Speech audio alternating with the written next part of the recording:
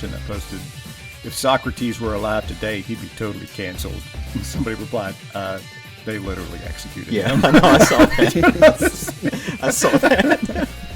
I was like, I need you to pick up a history book, because that dude died hard. Yeah, no, dude, the hot takes have been just stupid across the internet the last few days. Like, I've had to, like, I don't know, just, like, hit the off switch between the Superman stuff with them announcing that John Kent's bi, and then the other side of the Superman stuff where the other half of people are raging that, you know, he would have the audacity to lead like a march holding signs when he's a god and could just solve the problems. I'm just like, I don't know. That kind of commentary's been around about Superman since day one. Yeah. Why doesn't he just save everybody at the same time? It's so one of the things why doesn't Batman kill the Joker? Yeah, it's the same. It's just one of the things that's actually happening in that book, which I'm not reading it, but this is my understanding, is John Kent actually asked Clark that. Yeah. You've got the power to do all this stuff. Why aren't you doing it?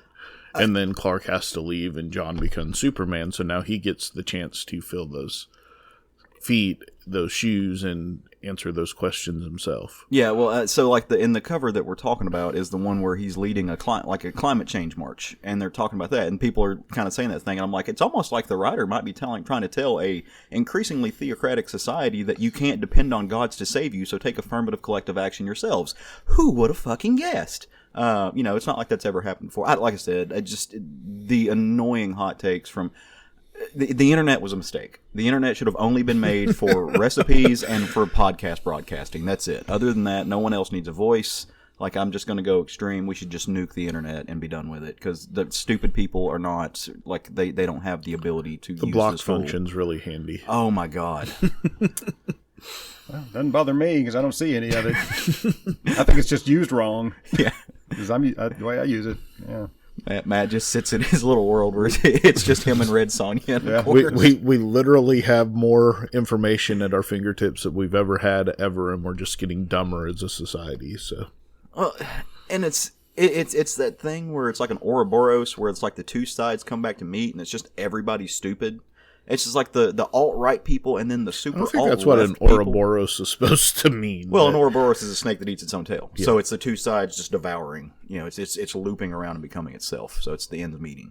But it's just like, it is this nonsensical thing where everybody's trying to like out-argue each other, and none of them have a goddamn point. And half the time, none of them know what the fuck fact is. It's not everybody. It's not even most. No, it's just, again, it's the loudest, the dumbest people are the loudest. It's this. I just had a guy call me a moron on the internet this morning, and I said, "Oh no, how will I ever live with myself when some random dude on the internet called me a moron?" What did you say about the Padres? Nothing. He attacked somebody else about the economy and said, "How's that inflation working out for you?" And I said, "Well, as a small business owner, I'm making far more than I was making for the past 3 years." Yeah. And he said, "Well, you just continue to be a moron." And I said, "Okay, well, how will I ever sleep when the random dude on the internet that's making less money is telling the guy that's making more money that he's a moron?" With a comeback that clever, yeah. I mean, you really... All you can do is curl up. I guess. I'm just gonna lose sleep, and oh wait, I just hit the block button and it's over. You just keep getting paid more, dumb, you big stupid head with your money and success, and working a reasonable small business, and also that other thing you do, which is a podcast. I do a podcast. Yeah, I do a couple of podcasts. Fried. You do a couple. You do. Haha. You also do a couple of podcasts, but this one today, ladies and gentlemen, is the Southern Fried Geekery Podcast, episode 199. Dun dun dun. Getting close. Is it 199? Uh-huh. Shaw is. Okay. We may have to put up episode 200. I don't know. I don't know how to describe the response from Craig. Are we at 199? He's like, it's just about have to lift something heavy is the noise he just made. Honey, I need you to move the couch. No, it's one of those things that it is honey, I need you to not be on the podcast next week. Oh, no. Yes. Well, we might have to figure something out then. We'll celebrate 200 on 201. Yeah, we might have to. Well, look, I've been too busy to line anything up. But before we get too far ahead of ourselves, as always, I am Caleb Alexander McKenzie. Matt Trogdon. And I'm Craig Lance. All right, and yeah, so flat out, life has been busy. I have not been able to line anything up because I was trying to get somebody on with us and to hang out, and have not been successful in those endeavors. And you haven't had sex in those endeavors. I haven't had sex in those endeavors. Because that's what it sounded like you were about to say. Freudian slip there. Look, I mean, it's not a correct one. October is a month that possesses both my anniversary and my birthday, so that is not a problem in the Alexander McKenzie household. And the release of Dune. Yeah, yes. Cannot imagine what else could get the juices flowing. That's the trifecta. That's the way it works at the Trogdon house. The spice will flow. Come to the Trogdon compound, man. That's all that's flowing. Better bring a bite plate. That's like the the spice is flowing at the Trogdon you household. Just say you better bring a bite plate. Yes, he did. Oh shit! It's like the 12 Days of Christmas, but in October with more fucking. It's awesome. But one problem I have had around the house is finding time to read comics because it's been such a hectic couple of weeks.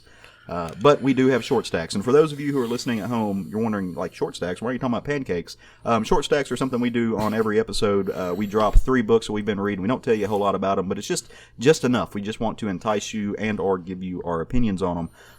And then we're going to talk about a book that is a major event, not only for us on this podcast, but for comics as a whole. One of the most popular comics around right now. Now, before we get into any of that, though, I do want to offer a spoiler warning for those of you who are at home. We may be talking about some books that you have not read yet and that you intend to. And that's awesome. That's fine. You can hit the pause button and come back. We don't want to ruin the experience for anybody. But there's no real way to talk about these things without, diving into them a little bit and, really cutting into the meat there. So there are going to be some spoilers. We will do our best We're coming up on episode 200. And for at least 150 of those episodes, our format's been pretty much the same. But every episode might be somebody's first. So just like comics. So gotta make sure following the Jim Shooter model. I am. In this exact parameter, we'll follow the Jim Shooter model. But so what do y'all tell me about a book that you read this week, or 3 of them, as a matter of fact? Well, for me, number 1 on my short stack is number 2 from Vault Comics, Dead Box by Mark Russell, Benjamin Tiesma, Vladimir Popov, and the letterer is And World. Mm-hmm. That's just a one word name. Convenient. It's a company. They used to have And World design on all their stuff, so I think they're just dropping it to And World. Yeah, that's better. I respect that decision. It's like Prince or China. So this series continues to do really well. This is an interesting observation about small town living in this issue. So as the recommendations continue for Mark Russell work, pick it up. Number 2 on my short stack is book 1 from DC Black Label, Batman the Imposter. I almost didn't pick this up. I made a last minute decision to go ahead and give it a try after reading the summary. Much better than I expected it to be. Either one of you guys picked this up? I picked it up. I haven't read it yet. So Mattson, Tomlin, Andre Sorrentino, and Jordi Belair is the creative team on this one. Tomlin is a television writer. A successful one, and this is a very good story. Okay. Very well done. Then no spoilers, but the story is that this is early in Batman's career, and somebody has decided to impersonate Batman with lethal effect. Okay. So mysteries abound. Check it out. Okay, so number 3 on my short stack. That's not a comic. It's not a comic. I read Conan the Victorious, a prose book by Robert Jordan. Okay. I did not realize Robert Jordan ever wrote Conan. I did not either. He wrote a series of Conan books. Apparently, a lot of people think the best of the Conan prose since Robert E. Howard. This was a lot of fun, very easy to read, pretty simple adventure story. Really liked reading this book. Yeah. I'm going to look for, when I have the time to do so, I'm going to look for more of these Robert Jordan books. In the back, a couple of things about this. Okay, first of all, the cover. A Boris Vallejo cover. Right. I think a lot of people know who Boris Vallejo is. When I was growing up, I knew who he was. And, no disrespect, Mr. Vallejo, but I always saw him as the Dollar General version of Frank Frazetta. Yeah. This cover is a great example of my problem. These are obviously models that posed for this, and he painted this based on what those models were doing. There's a sorceress and a monster here, and Conan looks like he is just saying hello with his sword. Hi. There's no motion. There's no action or there's no emotion. There's no action. It's just everybody's in the same room.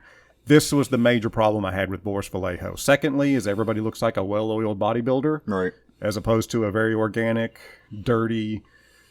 So these are the problems I had with Boris Vallejo as a child and continue as an adult. Yeah. That being said, he has done some work that is not represented here. Yeah. He's done some work that looks really good, very fluid, action.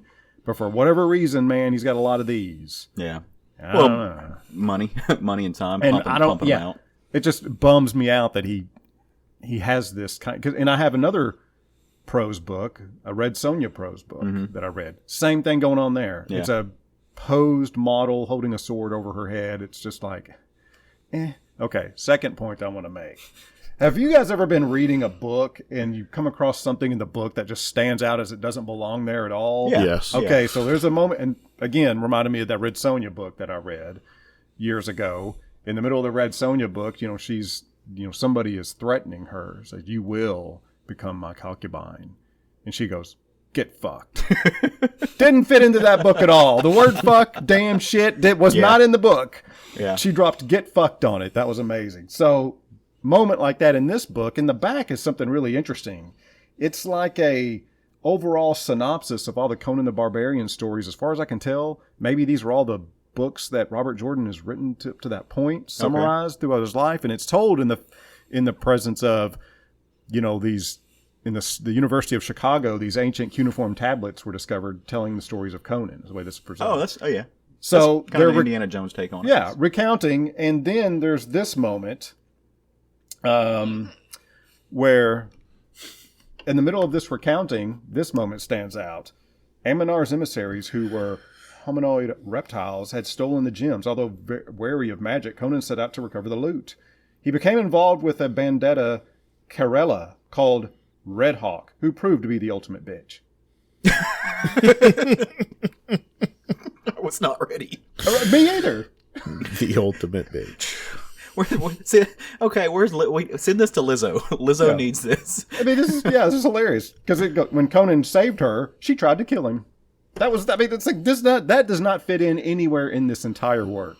I was like, what? Shay, look, My she took my question is your bookmark there? Is that like a cutout to send in to get something out of the book? Like, interestingly enough, this bookmark was in the book when I bought it. Oh, this is okay. a BART pass from, as far as I can tell, maybe the 90s. Yeah. The BART pass, for people who aren't aware, it's the Bay Area transport system in San Francisco. that's hilarious. I thought it was a coupon that you cut out of a book to order the next issue. Number one, it's kind of impressive how well that BART pass is still holding up. But that's kind of cool knowing that book came from there to here and been in hands. 1984 is when that was published. Look, she's 100. She took a DNA test. She's 100% that bitch. It says so right there. Yeah. Well, Craig, what did you read this week, brother? So I too read Dead Box 2, and the only thing I'm going to add to it is that Mark Russell's commentary on small town America is not only real but terrifying. Yeah. And for any of us that have ever lived in a small town, you know exactly what he's talking about. Mm-hmm. The next book I read is Batman number 114 by James Tinian, fourth? Yeah. And Jorge Jimenez. Tomu Mori does the colors, and Clayton Cowles on letters. So this book continues to stand out for me. The story is fine. It's a good story. What's going on? It's a dystopian Gotham. But the artwork in this book is just absolutely freaking stunning. I want a statue of Jorge Jimenez's Poison Ivy, or Queen Ivy as they call her in this. If you're not reading this book, you're doing yourself a disservice. It's gorgeous. And then I read the last book you'll ever read, number 3 from Vault Comics. It's Colin Bunn, Layla Lies? I'm not sure. Yeah. Vladimir Popov and Jim Campbell. Colin Bunn continues to show why he is one of the best horror writers in comics. That was really weird feedback. Yeah, it's coming through the things. I'm not sure what's happening. Sorry, guys. It's still... Do I need to back up or something? Try that. So, yeah, Colin Bunn continues to show us why he's one of the best horror writers in comics at this point in time. Absolutely fantastic story. If you love his horror work, I suggest you pick this up. It doesn't start off like it's a horror book. It starts off as a kind of a thriller type book, but it definitely turns horror by the time it gets to this issue. Nice. So yeah, I'm reading it. I mean, I'm reading. Dude, I'm like 3 books away, and I'll just be like getting the entire Vault catalog. They just continue to kill it right now. Well, they're doing the thing that Aftershock did when they first got started, and that's getting good talent in there. Yeah. And I'm not saying that Aftershock still doesn't have good talent, but it was how they got their but feet on the ground. It's not just that, though. I mean, so yeah, I mean, they are getting good talent that's well known, but like a lot of these folks are just like they're new folks. So like when the folks who did the plot, the folks who did the autumnal that I talked about last week, those folks are relatively like they're not big names. I mean, they're not Colin Bunn essentially, and so. But they're just like the stories that they are telling are insanely creative. One of there's a pretty well known writer, and I forget who it was at the time, but somebody I follow on Twitter was talking last week, and they were talking up Vault, and they were saying, look, 20 years ago, these are the type of stories that would have been funneled to Vertigo, and now they're being funneled to Vault. And I think like for a lot of that stuff, like I see the similarity there. There's a thread there. Well, I think that it started with Image, and then Image became as big as the big 2. Right. And so people have moved on to other avenues to publish some of their, what do you want to call it, in creator-owned stuff. Yeah. In places like Vault, Aftershock, I mean, there's any number of them out now, but Boom are good places to go for these things. And it's just nice to have multiple places where people can pimp their stuff. Oh, dude, and yeah, it's an embarrassment of riches as far as like the good stuff that's coming out all over the place. Yeah. All right, so my short stack. This is going to be one of those situations where one of these things is very much not like the others, but just go with me here. So there is a new book that got dropped last week. Really, really fun little book called No Romance in Hell. Little scary Halloween type story to fit the mood, and it's by a creator named Hyena Hell. I know nothing about Hyena Hell, although I am going to look them up. Hell. Hyena, like the jackal. Hell, like the place that we don't want to go to. Gotcha, okay. And so this story is really fun. It's produced by a company called Silver Sprocket Rules. And yeah, at Hyena Hell is where you can find Hyena Hell. And so check out more of their work. Long story short, demon, kicking it in hell, doing demony things, gets a hold of an old romance comic, reads about it, and it's like, oh, that's nice. Why doesn't that happen here? Why can't I have romance in hell? So she goes and she finds another demon who's, busy like poking people with a sharp stick in a hole, like a demon does, and tries to a little flirt with him, reaches up, grabs his goods, and he's just like, oh, wait, quit bothering me. I'm like doing torture here. I think that goes beyond flirting. Yeah, no, it's assault. Yeah, it's assault, but demons. So the demon decides to go to Earth and, jumps in the elevator, takes the ride up, and gets a dating app on a cell phone and starts trying to talk to these guys who are all terrible people. And, just hilarity ensues, and she ends up going back to hell to try to fulfill whatever needs she needs fulfilled. It's really hilarious. Like I said, it's a little, it's a head shop comic. It's not something that you would... I think I just happened to see it in the back of Previews magazine or something. It's a one and done. It's just fun stuff. All right. Now, these are the things that are kind of loop in together, and they kind of loop into what we're going to talk about later. First and foremost, Gamma Flight number 5. This is the end of a 5-issue run that just so happens to culminate with the end of the run that it's connected to. Al Ewing, Crystal Frazier were the writers, Lam Medina was the artist, Antonio Fabella is the colorist, and Joe Sabino is the letterer and designer. This runs parallel to what's happening in Immortal Hulk right now. but it's with the Gamma Flight team, which is, a lot of Alpha Flight, Puck, Sasquatch. They've been, there's a new character they've been hanging out with that got irradiated via Gamma, some experimentation, and they have all been going up against Scar, the son of Hulk, so you get to see him hanging out doing weird stuff. In this particular issue, there are cool things like Gamma werewolves that show up and do really, really nasty stuff.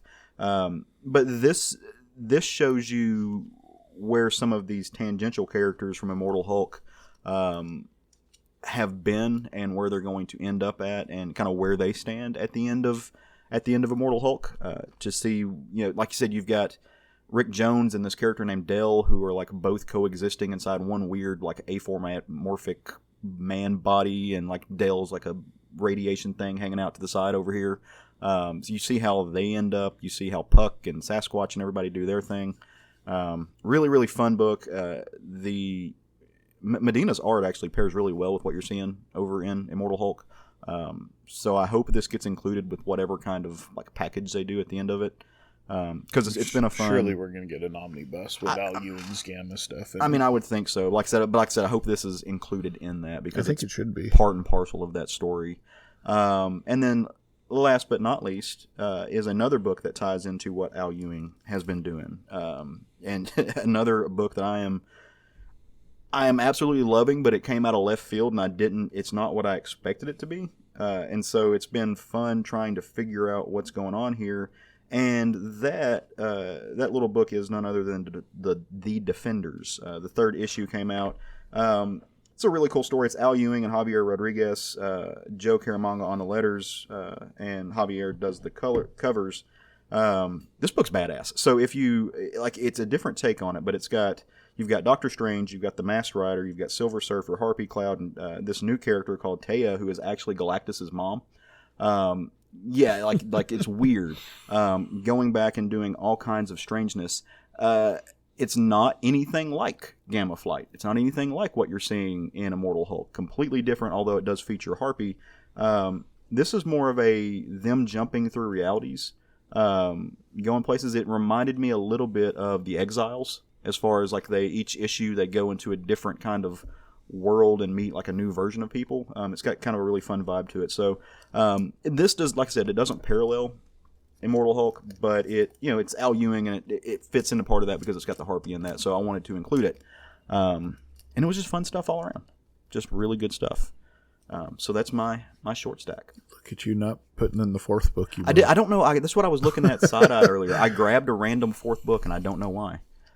Sure. Yeah. And I didn't mean to. Like I don't know why it made its way in there. Nobody believes. We're all proud of you, Caleb. It's a book that Craig spoke about before, though. So just leave a little mystery. All right, you guys ready to do this?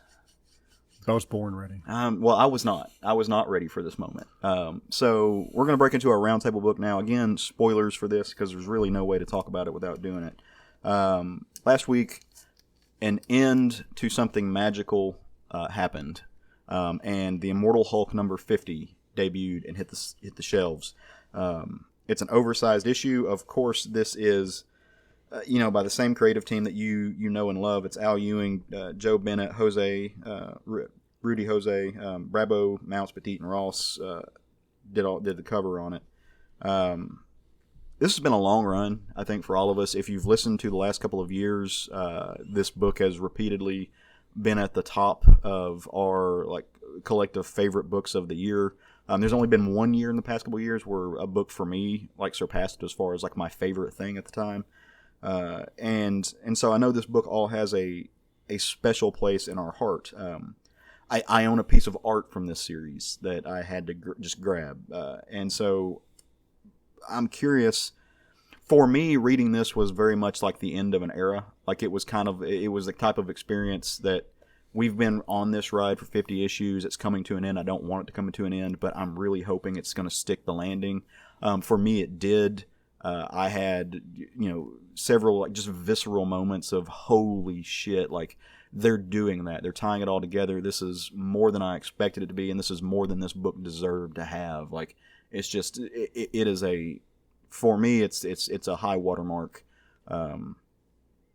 for this version of the character. or for any versions of the character. Like, to me, this is in the top of the best Hulk stories ever written. And I am sad to see it go, but I cannot wait to see what comes next, because they do leave it open-ended in a way that the next creators can pick up the toys and play with them. So how did this treat you guys? Like, what was your experience like turning that last cover? I loved it, of course. I mean, I was looking forward to this issue. I was looking forward to the end of the story. I didn't want this to go on forever. I wanted this run to have a definitive ending. So, yeah, I was happy for it. Happy about it on all levels. Nice. Yeah, it's kind of that bittersweet moment you get as a fantasy reader when you get to the end of a epic story and you're both sad that it's over and happy that it's over.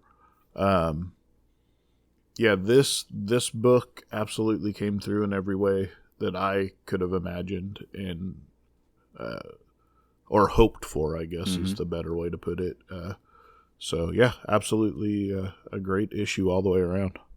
Yeah, it's, and I agree with Matt and you both. It's one of those things, like, I am glad it came to an end, because this is the type of story that deserves to be fully fleshed out and deserves to have the type of ending that he envisioned for it. And it's just when the ride is this good, you don't want to get off. Luckily, I think Donny Cates is picking up Hulk after this, so it'll be in some capable hands. I wouldn't want to be Donny Cates. I don't envy anybody following this run. I would not want to have to be the person that's going to start the next Hulk run. But like you said, Donny Cates is a very capable creator. He took Thor, the mantle of Thor, after Jason Aaron's run, and really did well with it. He's done a really good job of grabbing, his Venom run, which wasn't for me. It's not something I particularly cared about, but that is adored by a lot of people. Yeah, and he very successful. Yeah, he completely changed the way people view those characters. So, I mean, he's a very capable creator, but Al Ewing and Joe Bennett, and Jose and Brabo and Mounts, all of them, they did something that's unheard of in comics today. Not just in comics, like as far as Big Two goes, but into the rest of them. It is rare that we see a run go 12 issues. I mean, I think the average story doesn't go 12 issues anymore. But to get a 50-issue run arc, a story with the almost entirely the same creative team, this doesn't happen anymore. And for me to see that same thing, I put out a tweet saying, it has got to be incredibly hard to write a great single issue of a comic. And we know that, and I'm not a comic writer, but I can say that, having been somebody who reads a lot of comics, it's hard. It's a Herculean feat to write a great arc, a great 6-issue, 5-issue arc. Before this, I would have said, no, it's impossible to write a full 50 issues of something that just continually just steps up on itself, that starts off great and then just becomes a legend all through it with in my opinion, no valleys. Like, it just continued to go up and up and up in quality. And for 50 issues, it did. We did not have Bruce Banner in court arguing to keep the kid out of jail. No 12 Angry Men via the Batman story. Is that a reference to something? Yeah, Batman, when Tom King's run kind of went beyond where it should have went. He had a moment where Bruce Wayne was in court arguing, and it was like a 12 Angry Men kind of thing. And Craig and I didn't care for it when we read it. It's just kind of it's slow. My point being is it didn't have that kind of like down moment in this. Yeah, there wasn't that in this. So I'm not trying to poke at Tom King, just pointing out that it didn't have that moment. Yeah, I mean, Tom King pokes at himself plenty.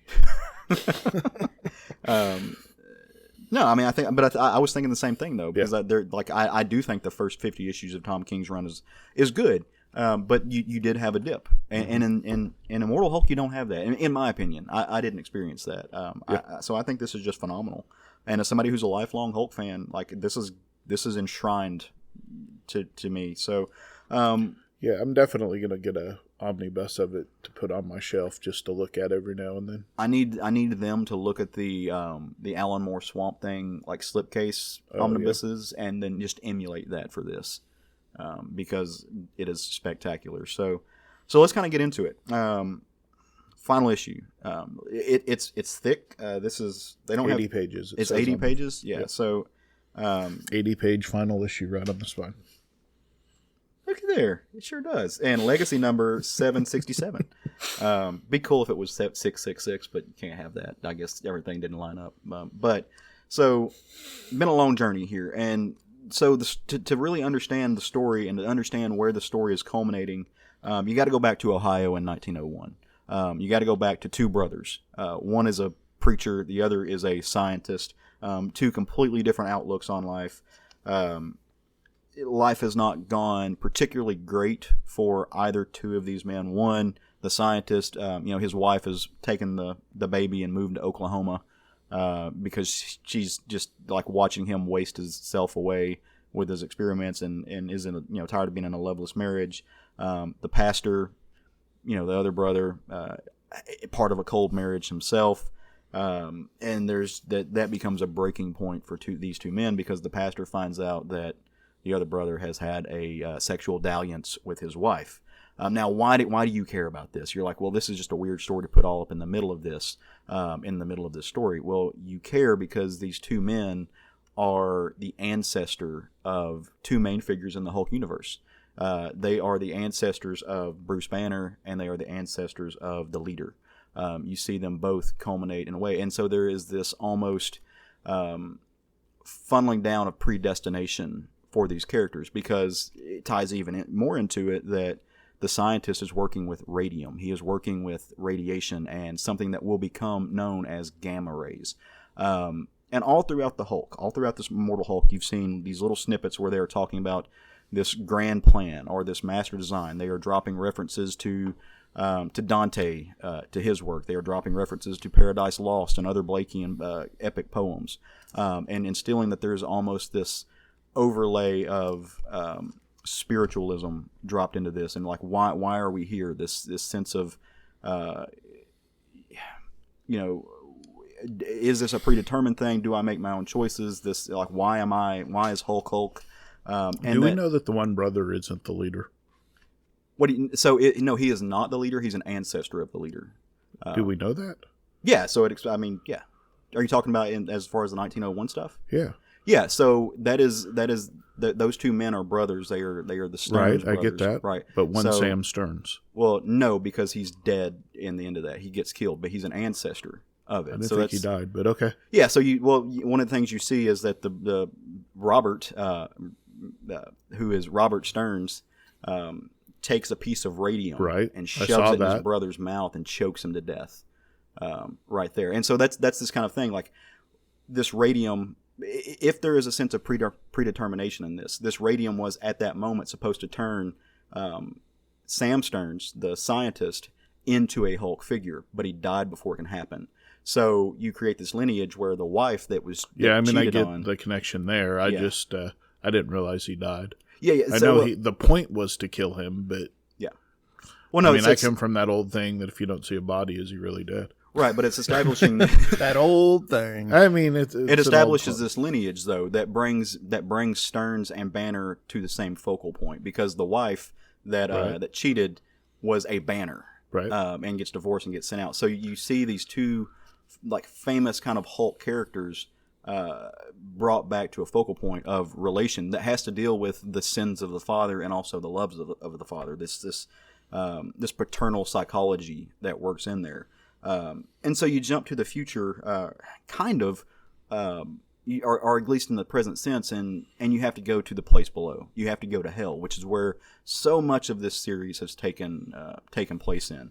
And you have got the fractured psyche of Bruce Banner working to both solve an incredible problem created by the leader, having hijacked Gamma, having hijacked Hell, essentially, and everything to do with gamma radiation, and who has fractured Bruce Banner's psyche.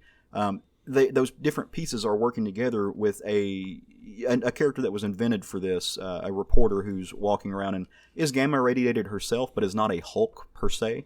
But you have Joe Fixit, who is embodied in the Red Hulk, and then you have a version of Hulk, this childlike id, this person who is scared, who is fueled by fear, also working around. And they know where the leader is keeping himself in hell, and they know where his machinations are coming to a head. And it's this monolithic, I don't know if you can call it a building, but almost a temple where he has built himself on top of, and he is using it to suck, hell, to suck the gamma radiation out of everybody, to coax them to, like, this is going to be the way that he conquers everything. And so they approach it because that's the last vestige of their trip. They have nowhere else to go. They have reached the bottom of the pit, so to speak. And of course they can't get in, so they do what Hulks do best. They start smashing on the walls. Well, Joe Fixit is not making any headway. Like, he can't get in. But as they're talking, they trigger something in the Hulk, in this Green Hulk, this, like I said, childlike version, and he starts remembering. He starts remembering everything that Brian, his father, said to him, like that the leader fed to him through his memories, about how his dad didn't love him. He was always just a tool. He was always just a pawn in his dad's game, and that he never got his dad's affections. And this fuels that version of this Hulk, and he just smashes through, breaks into it. And what they find when they get in there is this. It's this room that defies gravity, and I should have looked up the artist's name, but it reminds me of those, you see the pictures of stairwells everywhere where they just flip and people are walking up them on all sides, something that it makes no sense in physics as we know it. And they start seeing iterations. Does hell follow the laws of physics? Apparently not. I wouldn't think so. Yeah.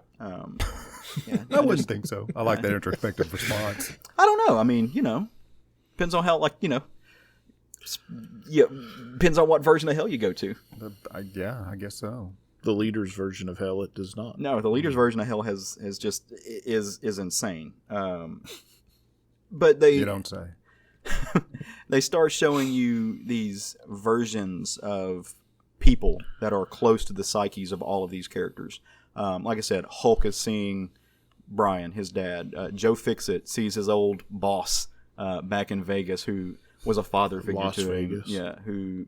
Las Vegas. He doesn't like it when it's called Vegas. Who he sees as a father figure, who taught him and gave him his name.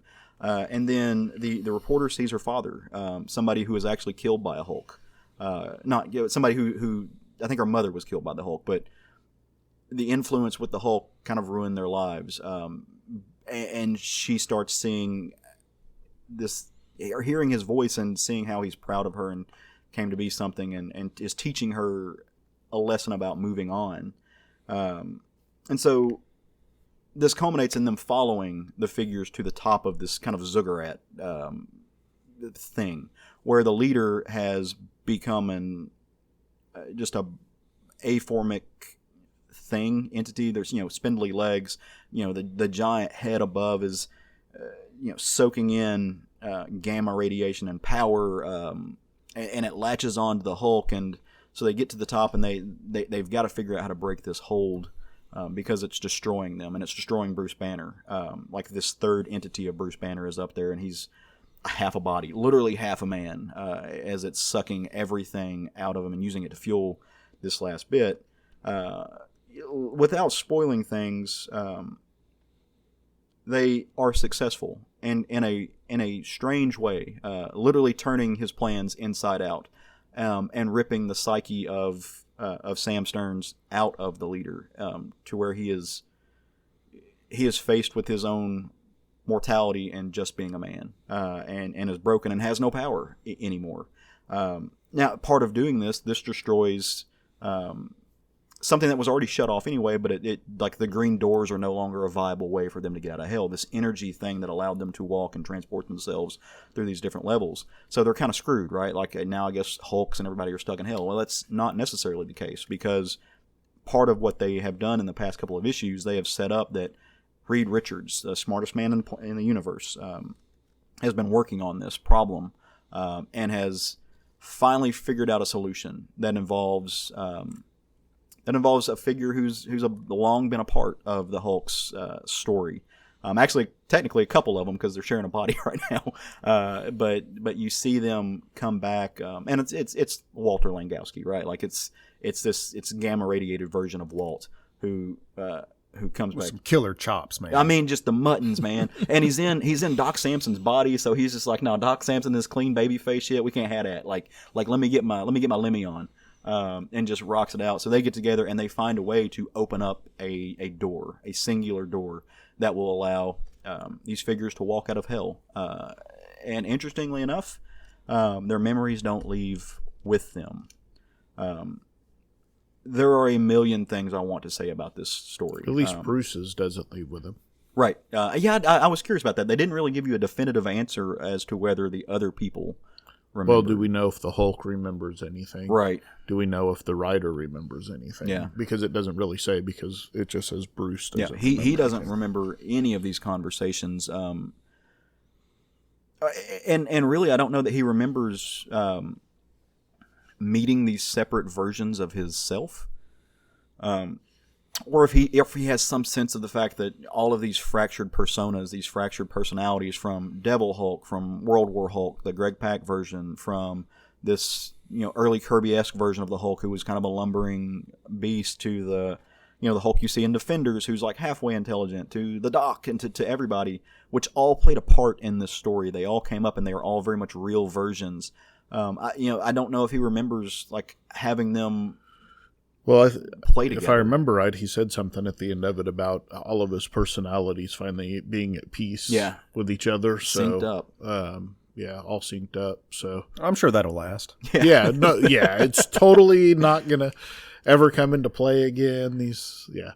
So, my question is it was kind of established in this series that the green doors were what gave him his immortality. Right. With the green doors gone, is he still immortal? I wouldn't think so, but again, I don't think we have a definitive answer. But I mean, so the answer has always been a question, though, whether or not Hulk can be killed. I mean, even before the Green Door, I mean, you have books like The End. That's always questioned. I was about to say I didn't get that from it. Well, it was just a question. I didn't know. Well, so no, I mean it was tethered to his immortality or his mortality, however you want to put it. Throughout this series, the way that the leader was using hell, tethered, yes, but not the cause of. Right. It's and we keep calling it, not me, sorry, but calling it hell is not really what it is. It's not. It's the place below. It's it's a hell-like place. Yeah, it's like it's a hell-like. It's the Hulk's own personal hell, right? Well, but it also has. So I wonder about that though, because it also has these cosmic implications. And yes, so it is personal for the Hulk in this sense, but when you think about deism in the Marvel universe, you don't have a character. You don't have God. I mean, you have characters with faith, but you have a character who is the one above all. Who is a godlike figure, as far as like being above your Eternals, above Galactus. And what do you call figures. Odin, sir? Well, okay, man, I knew that was coming. But so you have these different versions of gods that people worship, right? But as far as Odin is a god, but there are also 100 other, deific versions of gods in the story. The one above all, as far as the Marvel lores go, he's like this actual god, that is like not a, not a living being or in a different realm. He is the one who created the machinations, and that plays a part in the story. And so, you get Homer Simpson's dad yelling at the sky.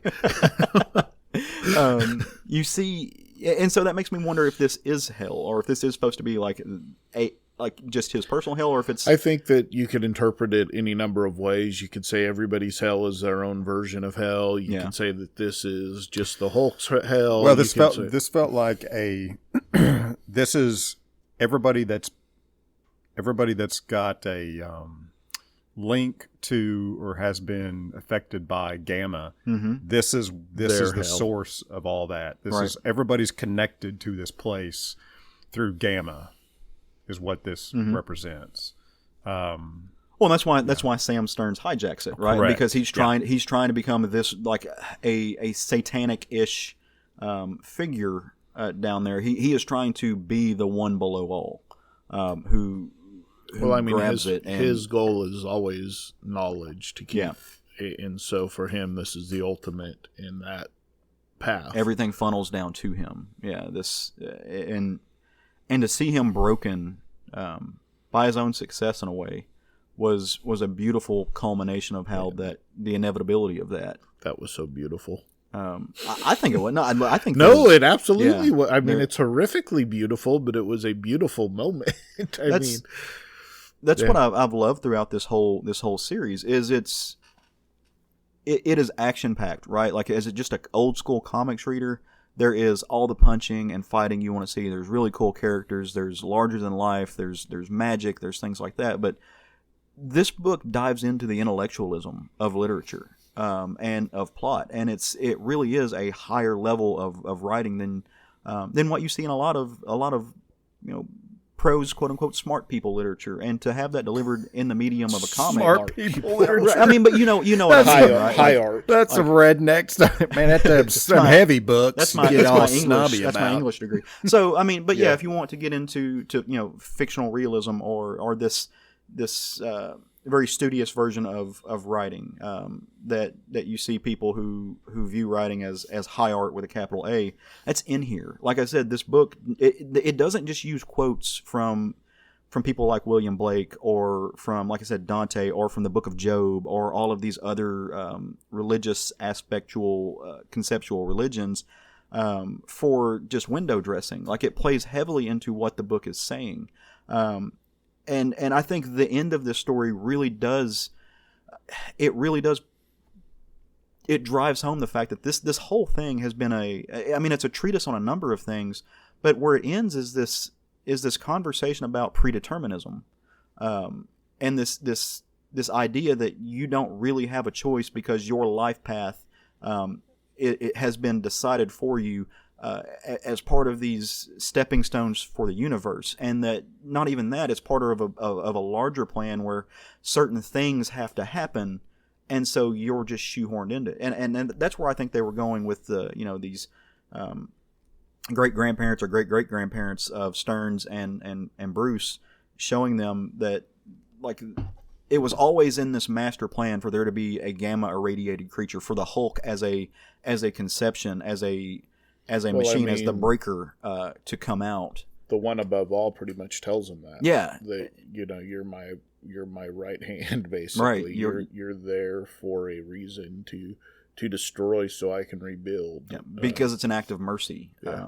What it culminates in. So, but I really loved that it drove that home and had this broader conversation that goes beyond the mythos of Marvel, right? Like, it goes beyond the mythos of this incredible thing that Jack Kirby, and Stan Lee and so many others have created. That it is this broader conversation that types into what we feel as people and psychology, and the way that we conduct ourselves to the world, and the way we think about ourselves in the universe. To me, that is what makes this so incredibly special, and that it does it through a character with 60 years of history, or is it 80 years of history now? I think it's 62. It's a lot of math. Yeah, 62 is when it came out. It does this with a character that has that, and while having this broader conversation, this incredibly intellectual, sociological, psychological conversation, it honors and homages every iteration that came before. Well, not only that, but it takes all of these different versions of the Hulk, and it ties it up into a neat little bow, and puts it all back in the package, as you said, for the next creative team to come on board and do whatever they want to with. It's wide open, whatever they want to do with it, whether it's the Hulk's personality splits again, or you keep it all as one Hulk in whatever version he wants to pull out at that time, or what, you can go any number of ways with this, but it's all nicely packaged and ready to go, which is what a good run really does. It doesn't end with it's open-ended. Iron Man becoming the Sorcerer Supreme, and then never touching on that again. That was random. No, but I mean, I know what you're referencing. For me, also, the other, there's a scene very early in this book where this child version of the Hulk just starts crying, and he just says, I just wanted Dad to love me, going down to this root of violence, because that's what the Hulk is. The Hulk is an act of nature. So often that's just kind of what he is, and he's this pure rage, that leads to violence. And I thought they did a really good job of really driving home how, for a lot of people that push towards violence, that unbridled rage, this untapped anger, really goes back to the roots of needing a sense of belonging and a sense of love and abandonment in people, which leads into the broader statement of the Hulk is constantly asking throughout this book, who am I? Why am I? This existentialism moment that he has in there, that leads to him ripping the tonsils out of a gamma god, in a really, really fun way. If we just pull on this enough, the brain's bound to come out. I mean, when it comes down to it, they solved it in the most Hulk way possible. Yeah. Well, I mean, punching it wasn't going to fix it, so destroy it. Yeah, it was the most Hulk way available to them to do it, and it was kind of great all the way through this run to see these different iterations of the Hulk and of Bruce Banner, and not just them, but the different people that have been gamma radiated. Yeah, and with the one exception being Scar, which then they put into its own side book for the last 5 issues that lined up with this. So, a lot of fun, a lot of good times in this series, and wrapped up really, really well, in my opinion. You got anything else about plot-wise you want to drop on here, Matt? No, I mean, I've been saying, everything I've said leading up to the final issue is just, all 50 issues plus the one-shots and the sidebar. Everything is delivered to an unbelievable level. Our buddy Mike Nelson said at one time, he's like, every issue feels like a key issue. Right. Yeah. And, there's been a lot of really fun, 50 issue or more runs that I've read, but this one just really felt different in that way. It felt like just about every issue when you got to that last page, mm-hmm. it had a hook on it, where the other, runs that I've read with the same writer, maybe you're not the same artist, they're done in a series of arcs. Yeah. And there are, have some that I would put up there as excellent with a capital E, but they were a series of arcs that may or may not be really very connected except for the main character. And this one was just different because each arc was very connected to the next. It almost felt like there weren't arcs at all. It was just one continuous story that you could break into arcs. Yeah, and it just, you don't see that very often for everything to fit together so smoothly to where it's like, oh yeah, that was an arc type feeling. Well, by key issue, you mean like that gravitas, that every issue has this moment in it that it's meaningful. There's something going on that not only affects the next issue, but maybe 10 issues down the road. There's so much to it. You can't miss an issue. I certainly would not recommend it in this series. So. You're gonna miss something. It's one of those. It's one of those type of things where it really is a puzzle where you can't miss a piece. The entire thing, it's the Jenga tower. If you pull one out, the entire thing falls apart. It's something that you see some other writers do. Hickman's Avenger run comes to mind, but it doesn't happen a lot. Yeah, where it's, as Matt said, it's arcs. Everything's written for the arc now, not an overall story. They don't sit down and, okay, we're going to do a 50-issue story. They say, okay, let's do an arc, and if that arc sells, we'll do another arc, and so on. And so at least that's the way it feels in comics. I don't know how they plan it all out, but sometimes that's the way it feels. Well, like I said, it's rare that you get a single creator on more than 12 or 18 issues, much less an entire creative team that spans the gamut and telling one great story, like one thing that has to go on. Well, and one thing I want to point out is that this book is 50 issues, which we've talked about a lot, it being 50 issues, but it's a monthly book. Right. It wasn't twice monthly or bi-monthly. Yeah.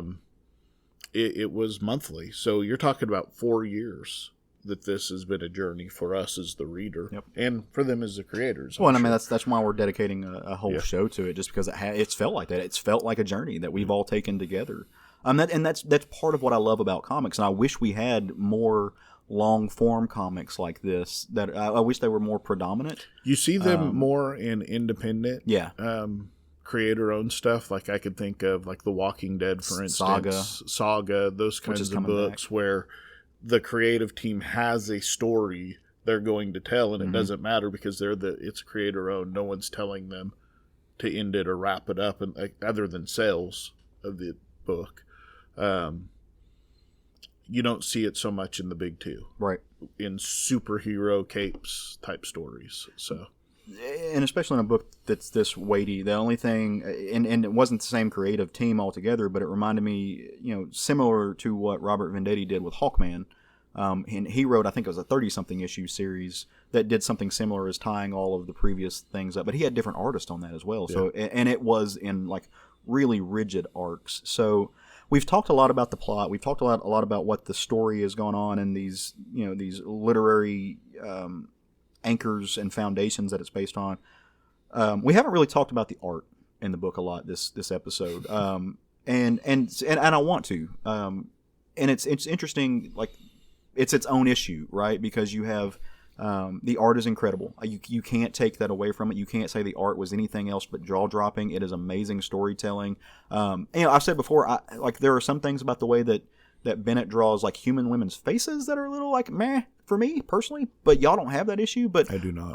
Like there was nothing else that fell short in any of this. But you also have the caveat with Joe Bennett having opened his there are things about Joe Bennett's personality and his personal beliefs that are pretty abhorrent and antithetical to values that most people have that have got him in some trouble. And so I would love to talk about that and just us as friends, kind of how that made us I just had to separate the art from the artist in this situation because I was too invested in the story when that stuff came out to quite frankly to drop it at that point in time, right? As I know both of you were.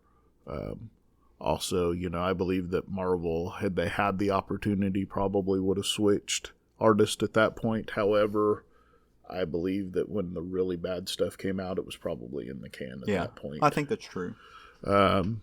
So, you have the choice of not finishing this incredible story or just separating the art from the artist and choosing in the future how you handle that particular artist, which is what I've chosen to do. So, but it's undeniably some of the best art in a comic book I've ever seen. And you can't, problematic or not as him as a human, you can't deny the talent of the art. Right. What's put down on the page is just, it is truly stunning work. And, I was talking to some friends of ours the other day, last night actually, and I said, look, this is living proof that, bad people can be incredibly talented. And, I think we just kind of culturally, and I'm stepping on my own toes here. I'm absolutely a hypocrite because I've done this. We as a culture like to, we will find fault in someone and then just dismiss everything, that they've done or just pretend like their art's not worth looking at or reading or something else. And the work on some level, and I say this because I'm constantly in the process of working through how I feel about this. On some level, the art speaks for itself and it speaks apart from the artist. It's on some level, for me to do doesn't though. Well, I was going to say it's easier for me to do the further away in time we are from the problem. So you look at somebody like H.P. Lovecraft, who was absolutely a racist even for his time. He was more racist than most people. Doesn't change the fact that I'm far enough away from that I can still enjoy his art now. It's a well, and on that note, it's also, the money you spend on H.P. Lovecraft's property doesn't go to anything connected with the person. Yeah. Also, when it comes to stuff like that, if you read H.P. Lovecraft stuff, which interestingly enough, I don't know anybody else that has other than me. Personally, everybody knows about him. I've read a short story. I've read a bunch of his short stuff. I haven't read any of his long form stuff. So, you can't. The chances that a normal, emotionally balanced person is going to write this stuff are very slim. Yeah. That's not the kind of mind this comes from. Right. So something, when he writes his stuff being so dark, twisted, very, very unique for its time, it's like, this it's not unusual for this person not to be a straight thinker. Right. I mean, I'm not going to take financial advice from this kind of person. Right. You know, let alone anything else. So there's that too. But the big thing as far as being able to look past it is knowing that your money's not going to him. There is that. So. And I struggle with that with this book because, like, you know, when the information, so when the stuff that came out, it came out literally the week after I spent like a couple $100 on a page. Like I just had dropped a couple $100 on a page from Immortal Hulk, and part of that goes to, it was an inked page, so most of it went to Brabo, I hope, because it was a Brabo inked page, but part of it goes to Joe Bennett, you know, and there were still several issues coming out, and I had to make that conscious decision, and that's where I say, like, I'm, you know, sure, I'm at some level I'm a little bit of a hypocrite because on other things I've just dropped it outright. This story to me felt too important to the legacy of this character that I've read forever, and I decided, I'll buy the next 4 issues because I don't want to skip out on that. But well, you also knew that this book had a finite number of issues, right? So at that point, again, it's a choice. Do you jump off of this book with 4 or 5 issues left? I feel like we're beating the same drum over and over again about justification. Yeah, it's and that's all it is. But looking at the art itself, like, again, you have to give credit to amazing art. The way that he draws these, I don't even know what you say, just the grotesqueness of the. Grotesque is definitely a word, and it's great. Yeah, like the way that he draws, like there's one character that has a cleft palate, you know, all throughout it. The way that he draws even your standard superheroes, you know, the way that he draws Reed Richards, the weird angles and the texture that he gives the bodies and the world around them, is incredible. It's breathtaking. His layouts, the way that he tells a story, is masterful. You know, the expression that he can do with just a few, you know, hatched lines, is. Yep, there's no denying the talent. There's not many people, you know. Who was it? Jason Burrows that did the art for Providence. Yep. Yes. It reminds me a lot of this. I think him and Jason Burrows have a similar tone and a similar style to their work that you just don't see a whole lot because of. I mean, I can only assume because of how long it takes. Well, it's like, you know, I would describe Jason Burrows' art when I first discovered Jason Burrows, and I think the same thing applies here. Is like, you know, he could illustrate somebody shopping at a grocery store, and it would feel creepy as hell. Right. I mean, it's just. It's just, and you're right, it does apply in this because no matter what he draws, it's got that kind of horror feel to it. But a lot of that also has to do with the coloring. I was just going there. You have mounts. And I realize it's a Hulk book, so you kind of expect a lot of green, but Mounts does a really incredible job, like setting the tone with the colors. You know, I have compared colorists to kind of like a bass player in a band before. Like they blend the rhythm and the kind of everything into that one spot. They're kind of a bridge. To me, that's what a good colorist is. You're blending the tone that the writer comes through and the expression and the emotion that the artist is delivering on the page, and you're pulling those two things together, or you should be. You know, the scene where you see Mike Berengetti, who is Joe Fixit's former boss, just in this particular issue being shot, where it's all shaded in just really, really just barely separated hues of red, reds and oranges. Really just drive home the fact that it's a flashback, but there's an anger to this, there's a pain to this, in this moment. It's next level. This is a book that hit on all cylinders across the board. For 50 issues. Yeah. And it's going to be something I reread, and so I'm curious to know if you guys will as well, because this is like, we read a lot of comics. There's not a lot that I have an opportunity to reread, or that I'm willing to like spend the time to reread. I'll reread Watchmen once every couple of years. I'll reread some Swamp Thing stuff once every couple of years.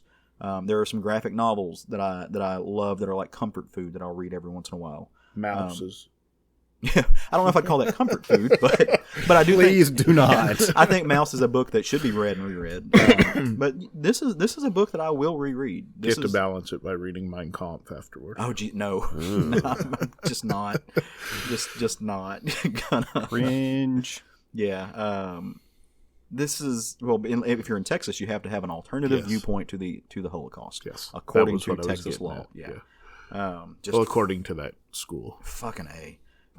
But this will definitely be a book that I reread, that I pull off the shelf, because of its depth. Like, there's something new to find in everything every time you read it. As I said, I'm going to buy the omnibus, and it will sit on my shelf, and probably it takes a few years before I can go back and reread a story that I just read. Yeah. So it'll probably be 4 or 5 years before I open it again, but I will definitely reread it. I admire your bravery for admitting you're not going to pick this up for 4 or 5 years. That is a major flaw that I admire. For the next 4 or 5 years. I admire you for putting that out there. There's a lot of stuff out there to consume. Yeah. And there is. Yeah. So I get criticized if I don't watch enough of the old shit. Get criticized if I don't reread enough of the new shit. There's pain in growing. There is. But I mean, that's the thing with being a quote unquote geek in this modern time, is that there is so much to consume. There really is. And there's so much new and good stuff coming. That just wiki the stuff you missed and go on about your life. You know, as functioning adults, we also have lives and jobs and careers and families and stuff. It's really hard to find time to grab all this stuff. There you have to make sacrifices, and the first sacrifice is your family. Yeah, you got to cut them off, cut them out. Well, we were talking before the show. I've never seen Band of Brothers, which is a legendary show. It's something that and somewhere Wendy is going to hear this and scream at me. I'm going to get a phone call about this because she rewatches it annually. Really? Yeah. She loves it. Respect. I love it. I can't say I rewatch it annually, but I will watch it once every few years. Yeah, it's amazingly compelling. And give yourself just enough time to forget all the little details and then rewatch it. Yeah. Well, and right now I'm going through and watching The Sopranos because I never did that before. So, it's one of those things. It's hard to find time, kind of like Craig was saying, to consume everything you want. Consume presents, consume past, and to regurgitate. He's seen things. The entire Leprechaun movie catalog. Don't believe what this man says. This is always going to be not having time. It was a requirement. It wasn't a choice. Yeah. I believe that you have trouble with the time. I also have trouble making the time. This man does not have trouble making the time. Craig's never going to live down watching the Leprechaun. It's okay. We make choices and we live with those choices. We do. Look, I don't regret watching the Leprechauns or the Hellraiser series. I've watched some stuff that y'all would just be like, why? Why do you care about that? And it's beloved to me. I think we all do that. So it's all personal taste. But that's a great thing about fandom. It's the thing about art. It's, Leprechaun is art. With a capital A. Capital A. I wouldn't go that far, but it is art. Well, it's for a leprechaun, so it's a smaller capital A. God, my brain. All right, so 50 issues of this thing, right? Like, we've read a lot. So we got together and we decided to, instead of doing you guys thought we were done with the Hulk, didn't you? Yeah, no, it's not. We're irradiating you with gamma today. Irradiating you with gamma. We decided instead of doing what we normally do is picking out a book that we read this week and we talk about it, we just stick with Immortal Hulk. Like, let's celebrate what we have. Like, let's celebrate this thing that just happened. So I said to the guys, I was like, hey, you know what would be cool? Go pull out your short box, long box, whatever you keep your Immortal Hulk single issues in, and pull out one of your favorite issues. Pull out or pull out multiple of your favorite issues. And let's talk about an issue that really stuck with us, that we really appreciated. And so I'm curious to know what issues you guys picked. Yeah, I mean, I picked a few, but I figure we'll go around the table. Is that what we're going to do? Yeah. Okay. I'm going to start right away with issue number 1. Yeah. Because this, from the very first issue, hooked me. I mean, it was instantly, and it was the horror aspect of this book. I mean, this girl gets gunned down, this 12-year-old girl gets gunned down, and he chases down the killer. Mm-hmm. And not just chases him down like you would think the Hulk would. He stalks him like he's Predator stalking prey. Yeah. And then, what he does to him once he catches him is, pretty horrific too. But it's that very first issue. Yeah. You knew this was something different. This wasn't the Hulk that you had read previously. Yep. So that was the start of mine. Matt? Yeah, same. I almost didn't pick when this hit the shelf. I remember really, debating whether to pick it up or not because I hadn't liked what had been going on with the Hulk in the Marvel Universe for quite a while. And I didn't know anything about Al Ewing. I didn't know anything about Joe Bennett. But I thought, well, I'll pick it up. Why not? And when I finished the first issue, I was like, whoa, okay. You've got my interest. Right. Yeah. Yeah, from the get-go. It was like, okay, I didn't see this. The dark take I really, really appreciated.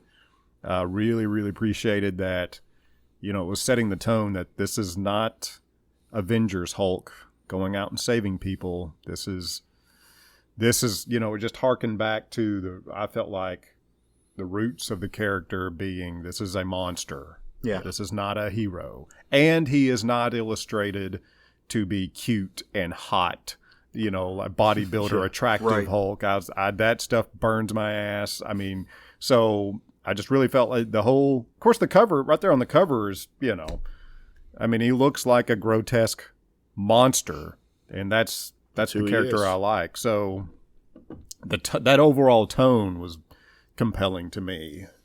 So for that first issue, I'm the same way. It grabbed me. I mean, it grabbed me from the first page. Number one, and again, this is Joe Bennett. It did not look like anything else I was grabbing off the shelf right. from Marvel, from DC, from any of the from Image.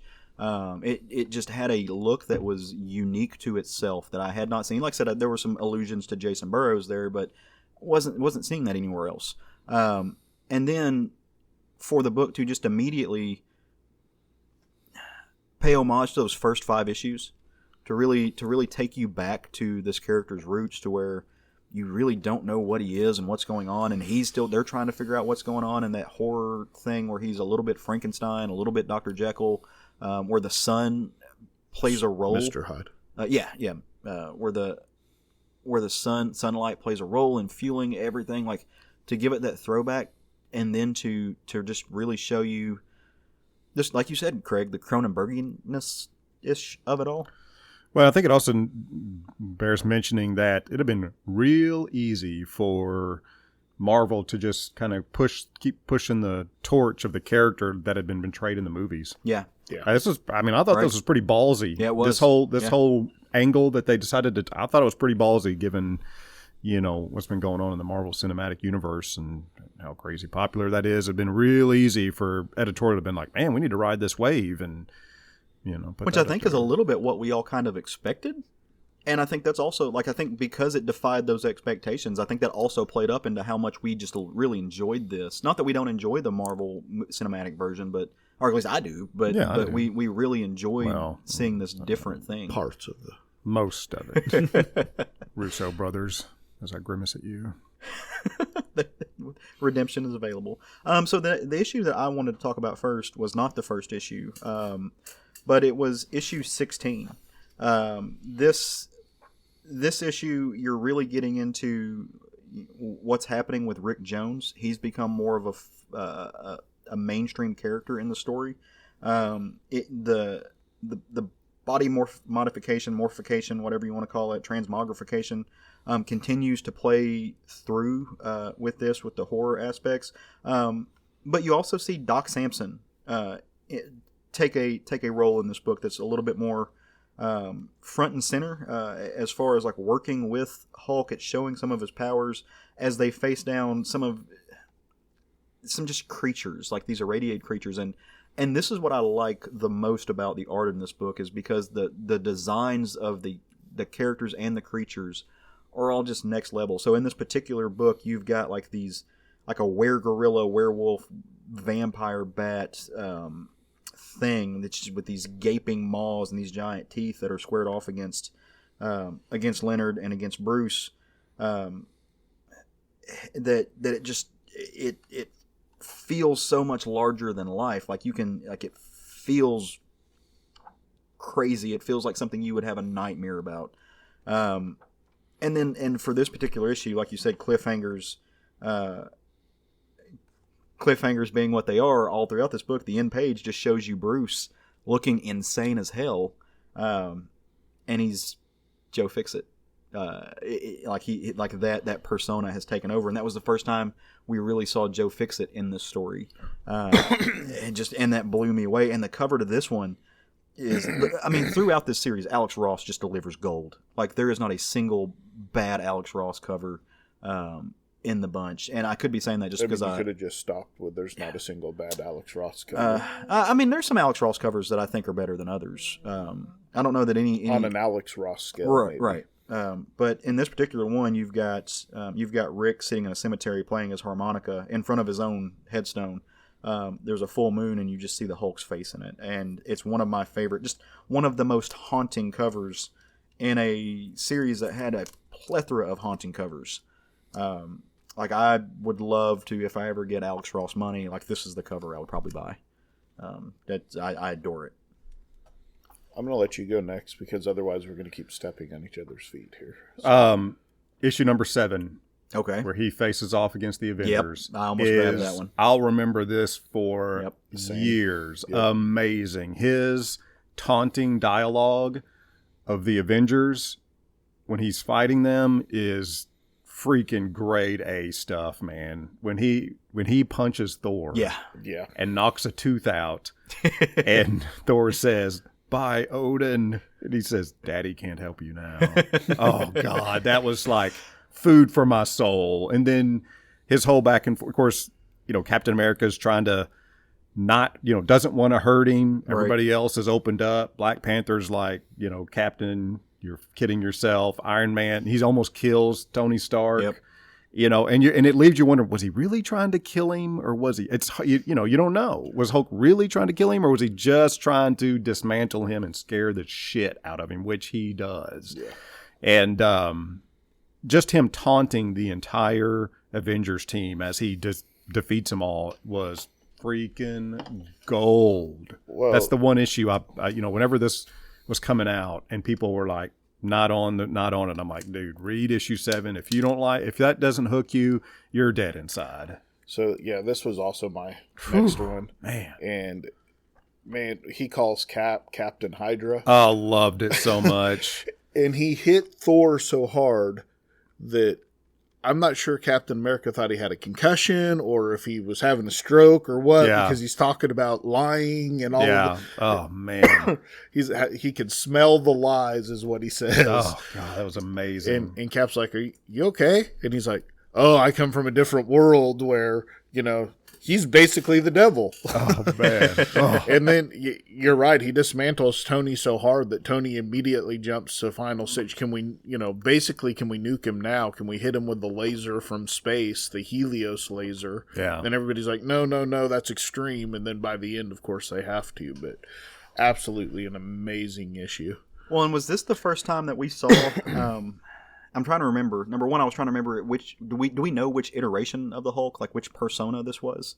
Was it Devil Hulk at this time? Or they call him that, but who was driving the bus? I mean, you don't. That's the thing about the series. It's not like he just points that out. He's not wearing a shirt with a name tag on it.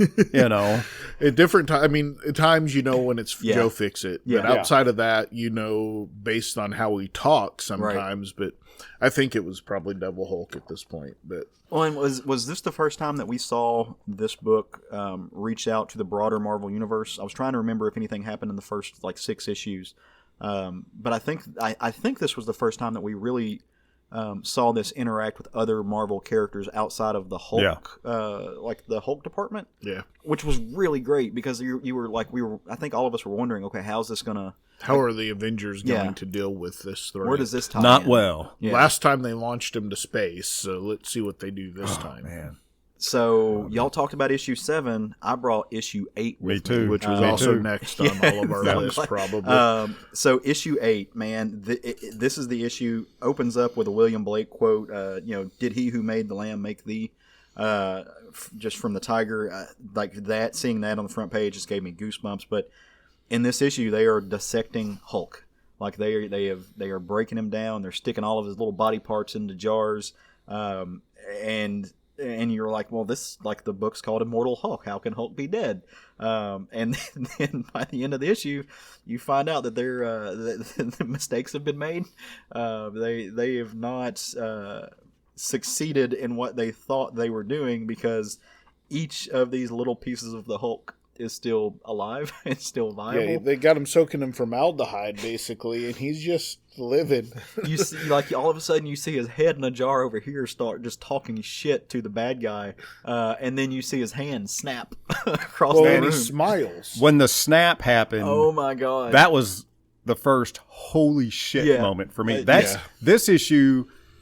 That snap moment is when this put this issue into orbit for me, right. or this series into orbit for me, because I'm like, this is fucking smart. That was just it's just because I'm like, how's he going to get out of this? You're reading this, he's like, they got him cut up and put into jars. Right. How's he going to get out of this? Because you're thinking, strength works on leverage. Yeah, and it's momentum. Like there's no leverage, or when you're cutting, and then when that snap happened, dude, I was like, I think I read that page 3 times. Yeah. I was like tingly. I was like, oh my god.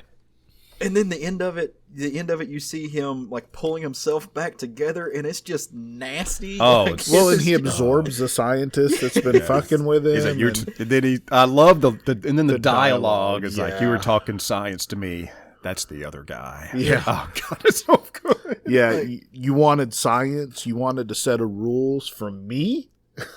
Big mistake. That's the other guy. He throws himself to Earth as the Hulk, and then transforms back into Banner. And like, I'm not a person with a weak stomach, but like the transformation back into Banner like kind of makes me want to throw up a little bit. Like, that's how like visceral of a response it requires. Yeah. And he walks off into the desert. Like that was it's such an incredible. Just that moment, like, I don't know if that was the moment that I was like, oh my god, but that was the first one. Yeah, for me, that was the first. Holy shit! This is a smart book moment. Yeah, just you can't say like that was a high watermark for the series for sure. The scene where they all of the things break at the same time, and like his dissected body parts just come flying out. It's just nasty, and I love it.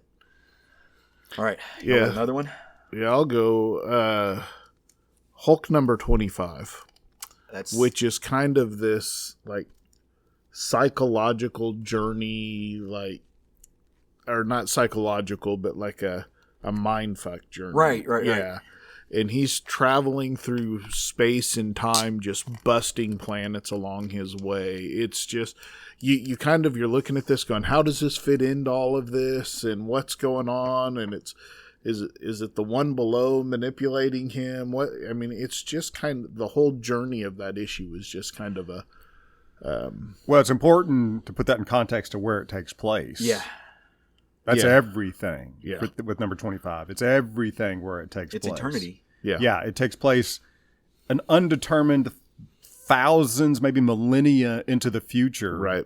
And it, now I brought 24. Okay. So 24 and 25 are on my stack. Okay. Because what they do is really bring home the Immortal Hulk title, right, and what that really means.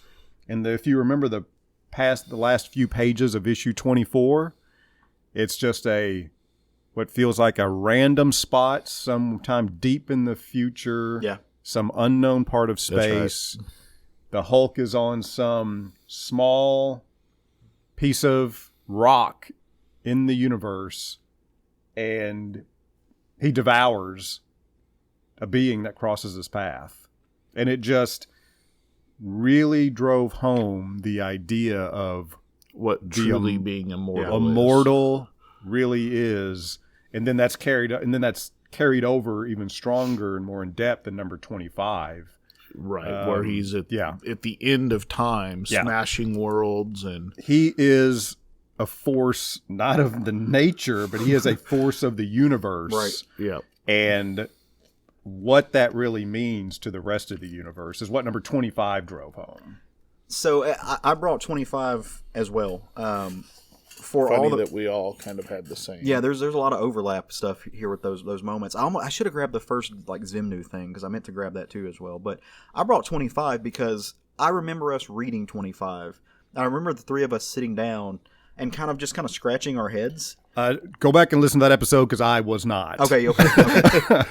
Because I remember that conversation. Yeah. I just kind of been like, what the fuck just happened? Because it did it. It took us. It was way different from anything that we saw before, and it had a different artist on it as well, and through the most of it. And you just see these. For sure. Bennett's on 2 pages. Yeah. But what I loved about this is how much it works in foreshadowing, where that they're going and where the end point. And I guess that really answers the question I asked earlier about his immortality, because this does happen in the future. So yeah, I mean, the fact that it, there is no question about the immortality. Just because the green doors are gone doesn't change that. He'll find another path back. Is what it means. Well, because he just is like he's an eternal force. He's inevitable. Yeah, right. But is it Land Medina? No, not Land Medina. Forget who did the art in this book. In 25. But I remember at least Craig and I were sitting down talking about this, and we were like, it just like this felt like I had to double check. I was like, did Hickman write this? Because it felt weird and spacey. It felt a little out of place, but then when you got into the context that it is a future issue, it changed. And it's the halfway point to the 50. It's probably the most poetic that this book has been, and there's been a lot of poetic moments in this book. But having this, having these creatures who are genderless, who float around, who seem to know the fairy fae type creatures. Yeah, and talk about love and companionship and the universe as a being, as alluding to eternity while he's floating through space, destroying stuff. Being the world breaker. And you see a glimpse of the pit where these soulless people are just stacking up on top of each other. This dive into hell, and it clicked. Like as soon as I put down the 50th issue, like all of it coalesced for me. Like it was like pulling that one thread. What I loved in this book, throughout the series, you have these black pages with quotes on them. Sometimes they're quotes from, like I said, you've got Blake quotes, you've got all kind of Old Testament quotes, but this one was an actual quote by Bruce Banner, and it was backwards, and it's him talking to Joe Fixit, and like that, like because it's written backwards, that moment was just like, oh, like that had a weird effect on me as a reader. And then the last page, you see the leader just ripping open a gem out of this mayfly that takes that plays into the ongoing of this weird celestial story, and it's just nasty.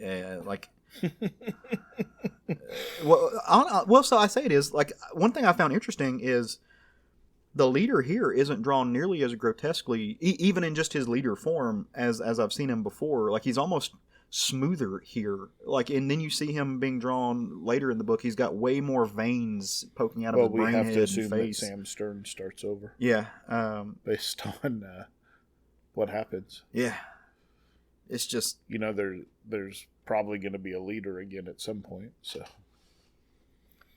Also, I found it interesting that there's one double-page spread of the Hulk's face emerging from a pit, mothy thing. Looks a lot like Swamp Thing.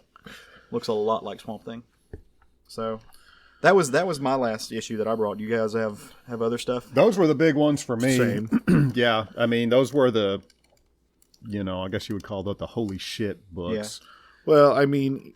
But there's that moment in this book when he's yelling at God that's just kind of that same thing. Well, not technically God, but he's yelling at the celestial creator of it all that, why, mm-hmm. which was one of those moments for me anyways, I loved Joe's response to that. That ain't what he asked you.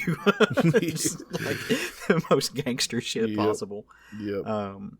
So, yeah, I cannot wait to own this in a collected edition. I'll triple dip. And just because we pulled from the first 25 issues doesn't mean the back 25 issues don't have. Oh, they are like they're so. I mean, good. he takes whatever Zenmu's with his arm off and beats him with it at one point. I mean, there's so many great moments in this series that going back and rereading the Defenders omnibus, where the Defenders and the Hulk go up against Zenmu in that book, was incredible. So just kind of on the fly, I'm curious. There were a lot of characters that came up in this throughout this stuff. Other than the Hulk, did you guys kind of have a favorite version of a character? For me, I'll start first. It was Rick Jones. Like, I loved seeing, because Rick Jones went through he went through some shit in this book, literally and figuratively. Was used, was tethered to, became a portal at one point for a particular type of evil, and then throughout the last end was connected to Dell. Like, they couldn't separate them. He spent half the book with like his head flopped off to the side, just being a weird like spider creature thing. So I loved what they did with Rick Jones in this book. A lot of fun to a character that I've always liked. She-Hulk. She-Hulk? Yeah. She-Hulk was a big standout. And,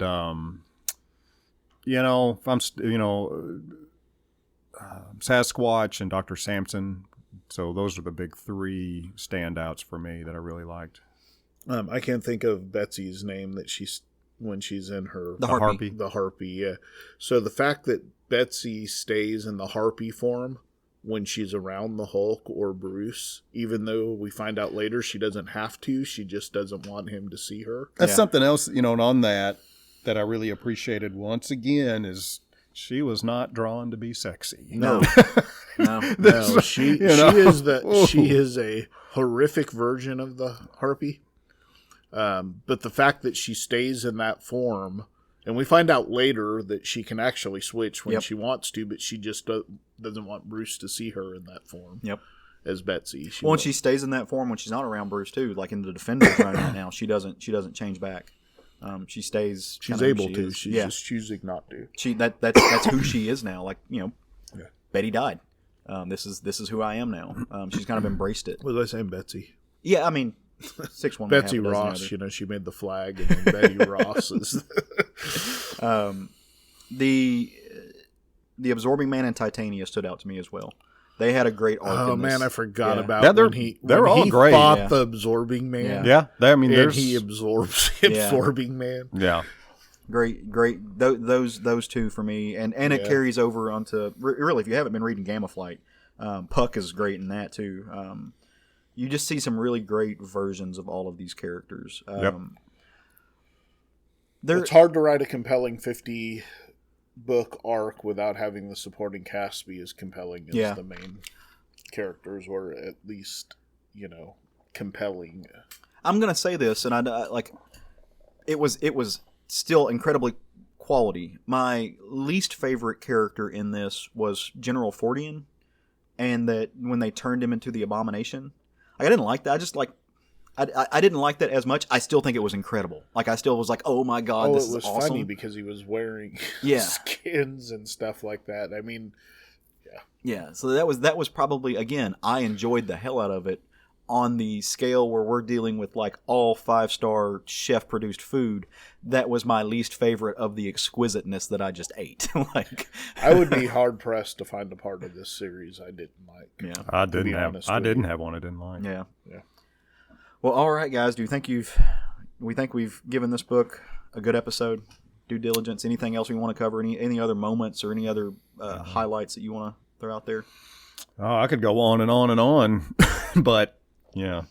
I think you got to put a stop to it at some point, just like the series did. Yeah, I got one. I want to give a no small amount of credit to Ruy Jose, because as great as the layouts, as brilliant as the artistic pencils were, the inkers on this book really played big into what made it look as great as it did.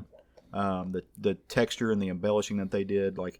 This is why I will always love traditional inking. Like, what they were able to do in this book is work. It is beautiful. If you look at the actual pencils, which you can go, so jadegiant.com is where all of these pages live and are for sale. And you can see what the pencils look like, and you can see what the inks look like. comparing them, and it's comparing two things that you're just going to feast your eyes on. So inkers don't get a lot of credit anymore, but they should, because they are absolutely a backbone of this style of book. So they need more credit heaped upon them. So that's my last little moment with this book. Well, all right, we want to talk about some stuff that's coming out next week. Yep. Feels like a good way to bring it home. First of all, we hope you all have enjoyed reminiscing about what is, I mean, obviously you just heard it. It's one of our favorite series, not only of the past couple of years, but I think of, for a long time. Like this is a favorite series now for me, and I think for my brethren here specifically. It's been really fun to walk back down this path and remember some of these moments. We would like to enjoy experiences like this with you. And the way you can do that is because you can't just come knock on our door. You can come to our Facebook page. You can share this. We'll create an Immortal Hulk thread for you to talk about it, to wax poetic, do whatever you want to do. And other books that you're talking about. Matt dropped a prose book on us. In the near future, we're going to talk about movies like Dune. We're going to be talking about the Eternals, video games and stuff like that. You can come talk about anything you want to there. And there's a really cool crowd of people that will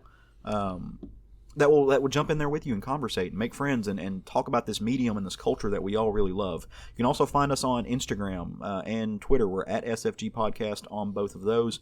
And if you're so compelled, you want to shoot us an email, southernfriedgeekery@gmail.com is the way to do that.